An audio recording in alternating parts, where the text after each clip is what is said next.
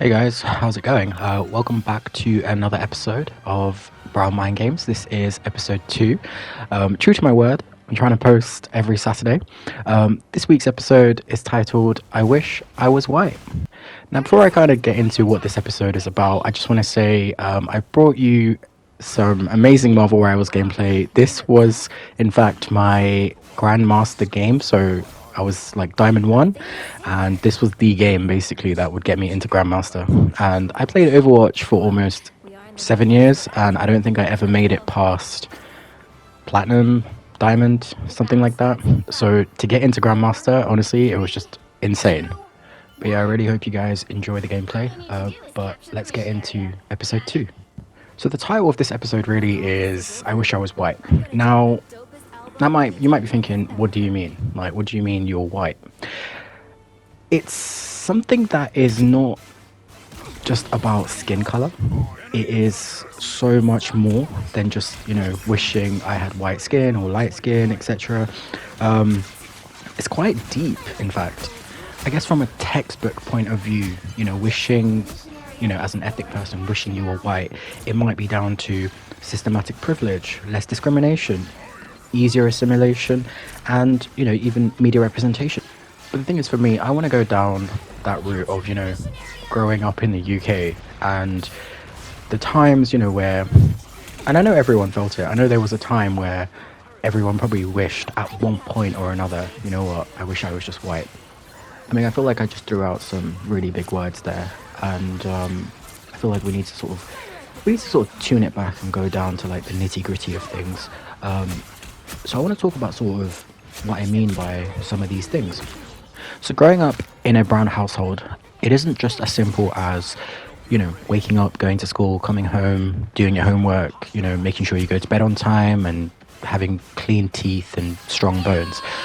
There is almost an expectation that is thrust upon you to do well, and that's why in a lot of Asian cultures, not just South Asian, but even, to be fair, a lot of ethnic minority cultures, where you are expected to be either a doctor or a lawyer or an engineer. Like, if you have become one of those things, then you've basically mastered life. And because of these expectations that were placed upon us by our parents, I feel like we weren't able to engage in other things, like, for example, music or art or acting, literature. There was always a case of, for example, if someone was to say, oh mum, like, I want to learn the guitar, or I want to become an actor, you'd almost be met with this kind of like, what are you talking about? Your life is already planned. You're going to go to university, you're going to become a doctor, and you're going to be rich and get married and do what you need to do, basically. What are you talking about right now that you want to study art or drawing? And I feel like this didn't just stop at like an academic level. I feel like it went into other avenues of life as well. So, for example, certain places you could go, certain places you couldn't go, people you could hang out with, who you couldn't hang out with. Even something as simple as, staying around a friend's house, that wasn't allowed. Wearing certain clothes, hairstyles. There was so much that, was considered almost taboo, that, you are an Asian, there is an expectation upon you to dress a certain way, look a certain way, talk a certain way, and anything out of that norm, it was frowned upon. And then where the idea of, the episode title, I Wish I Was White, basically comes from is, growing up, I would see these white kids. I would see these white kids that looked like they had so much freedom. And I'm not talking about, the meme jokes where, it's like James is calling his mum, a cow or anything like that. No, I'm not talking about that. I'm talking about in the sense of the freedom that you saw that these white kids had, of, they were allowed to pursue whatever they wanted, whether it was music, art, acting, sports. They were, it almost seemed like their parents always had their backing. And also, not to mention the fact that, like, so many, I feel like so many brown kids have said it to me as well, about how growing up, they never felt like their parents ever told them that they were proud of them, or that they loved them. in any way or showed any type of affection. I mean, I'll be real, even now, giving like my mum a hug, it feels very, sometimes it feels very odd. Giving my dad a hug, really and truly, that just seems like such a strange thought, because affection and things like that were just never really seen as something that happened in a brown household. I mean, the most affection we sort of received was, you know, a plate of fruit, and generally food. I find that like anytime like my mum wanted to like, you know, make sure I was okay or anything, she'd always sort of make me something and, you know, come into my room and be like, here, I made you food, or dinner's ready, let's go. But then there was always this thing of like where white parents, you know, always sort of supported their kids and whatever they wanted to do, showed them affection, you know, and told them that, yeah, you know, we are proud of you, well done. And the main thing I've heard that white parents have always said to their kids is, don't worry, you tried your best. I personally, I don't know about you guys, let me know in the comments, but I've never heard it. I've never ever heard, you know, oh, don't worry, you tried your best. And it was only, I think, now, you know, almost like 20 years later, where I think I didn't get like a job interview, and I remember my dad saying, don't worry about it, you know, you gave it your best shot, that's all that mattered. And I'm not gonna lie, it made me feel so good, because I was thinking, wow, okay, you know what, like at least I have that support. But I'm thinking to myself, like, you know, imagine I had that growing up, how different would it have been? And staying with like, you know, the point of jobs, I feel like that was another reason, you know, when I got older and I started applying for jobs, I found it was so difficult to get one. And I remember like I wanted to, you know, change my name on my CV, and my mum was like, don't you dare, don't ever change your name on your CV, you know, if they don't want to hire you, then that's up to them, that kind of thing. But I remember thinking to myself, you know what, like if my name was, I don't know, James, maybe I would be getting these jobs a lot easier, because I just felt like as a brown person, I had to do the absolute most, in the sense of I had to, you know, be dressed so accordingly. I always had to have a fresh fade, you know, making sure, you know, I turn on that corporate white voice where, you know, code switching and all sorts of things, and it just makes it so much harder. And I think the systematic privilege that is there, like systematic privilege translating into, you know, better opportunities, for example, in housing, education, employment, even interactions, you know, with like the police and stuff. Um, I think that can be very, very frustrating for brown people and ethnic minorities in general. And I think this systematic privilege can be very, very frustrating, especially, you know, when you're trying to sort of move up in the world, trying to earn some money, you know, make a better life for yourself. But, you know, when you are getting stopped on the basis of, you know, your culture, your skin color, even your class, I think, you know, that can lead to the perception of some self-hatred. And I know a lot of people do feel that. They do feel like, you know what, if they were white, maybe they would be in better positions in life, maybe they would be in better neighborhoods, etc. And not to mention less discrimination. I feel like that is another reason why a lot of you know, brown people may think being white is easier, because, for example, how many of, you know, brown guys, even brown girls, to be fair, how many times, you know, have you driven through, let's say, like a neighborhood that is more considered white or rich, and you've had police follow you, or, you know, you're just minding your business, and then suddenly, you know, people are giving you funny looks and things like that. It can become very exhausting, and to be honest, it is exhausting, you know, having to always justify yourself, you know, that, you know, you're just here, you're not trying to cause any trouble, you're just trying to drive through peacefully, you're just listening to music, etc. And media representation as well, I feel like that is another thing that can become so exhausting, especially, you know, especially after 9/11, where brown characters were always portrayed as either terrorists. You know, brown characters are always just either weird kind of geeky incels, or they are like taxi drivers. There's never been any kind of positive, you know, brown representation within the media. And if it is, it's always something to do with the girl taking off her hijab because she's oppressed, and falling for that one basic white boy, or the brown guy that is basically gay, because that's the only storylines that can ever come from being brown in the media. Like, I've always hated the fact that anytime I've ever watched a show, every brown character, if they're the main character especially, they all sound like Baljeet from Phineas and Ferb or Raj from Big Bang Theory. There's never a case of where they just sort of, are just a normal person.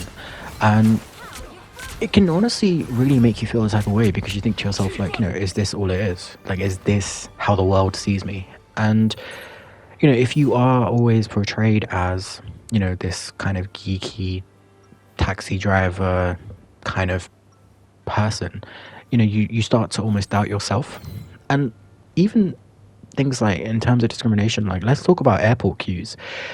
How many of us have, been in an airport queue?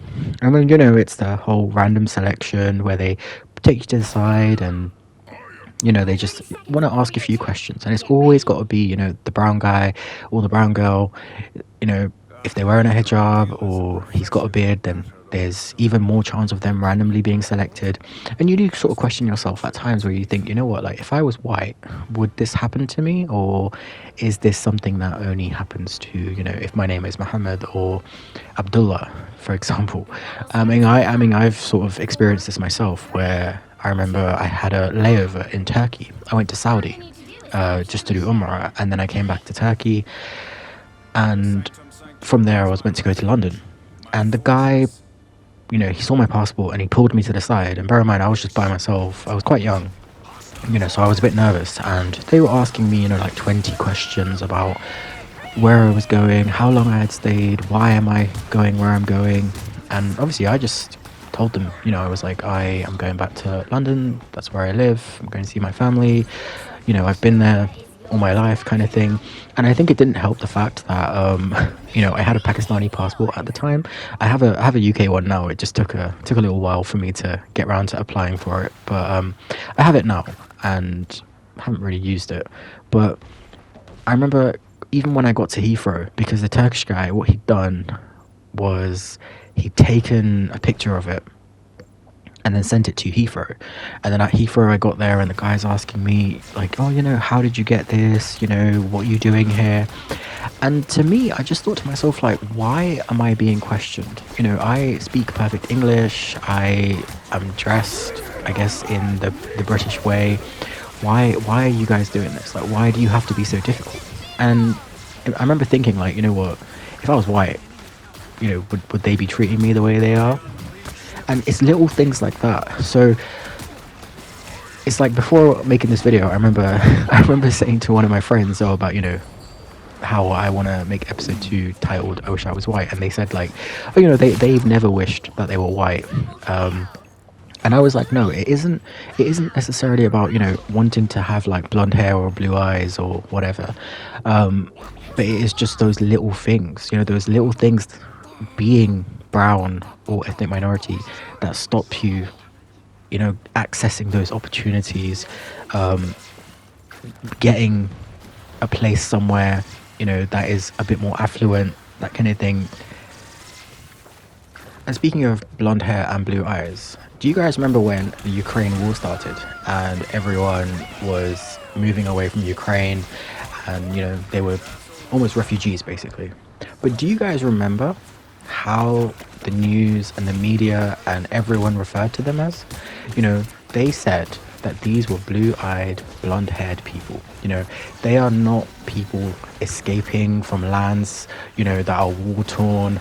And they might have just basically just said, oh, you know what, they're not brown, they're not Muslim, this should not be happening to them.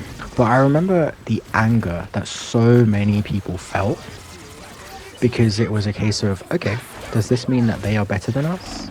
Does this mean that, all the people that are escaping from like Syria, Yemen, etc., are they lower than these blue-eyed, blonde-haired people? And that's the thing, it's like, again, going back to the representation in the media, like how you are represented, it's such a big thing. And I would love to ask one of those refugees, that are coming on the boats or, fleeing these war-torn countries, do you think your life would be easier if you were white? And I would love to hear their perspective, because I think to myself, like, you know, for brown asylum seekers, these poor people that have escaped their countries due to war, etc. The process is so difficult. But then I remember when the Ukraine war happened, it was like, no, we need to offer these guys our own homes. We need to offer them our own beds and, let them come over and stay with us, because these people are, you know, blonde haired and blue eyed. And it was just a wild thought to me. And that's another reason I think to myself, like, is life easier when you're white? Because, there's so many struggles that come with just having darker skin tone. And it shouldn't be that way, but it is, especially in the UK. I feel like the UK is very good at hiding its racism. It's very classist. The UK, I feel like people miss that point of class. Class plays a huge role in the UK, and I know working class white people, they have it just, they have it just as hard when it comes to trying to access opportunities and get jobs and things like that, just because of how they're seen, things like being a chav, etc. And it can be quite difficult for them as well. But yeah, but anyways, guys, I just want to sort of wrap it up, as I feel like it's a slightly longer episode than the previous one, but the main reason was literally because I wanted to make sure you guys saw this gameplay. I don't know if you guys saw my 4-man Jeff ult, but yeah, honestly, if you made it this far, thank you so much for joining me on this episode. And like I said, if you enjoy this episode, please do let me know in the comments, share your feedback, and just, yeah, tell me your experience. Have you ever wanted or wished that you were white? Or even if you haven't, tell me why, because I'm always open and I want to sort of understand the perspective. But as I said, guys, thank you so much for joining me, and hopefully I will see you next week for episode 3.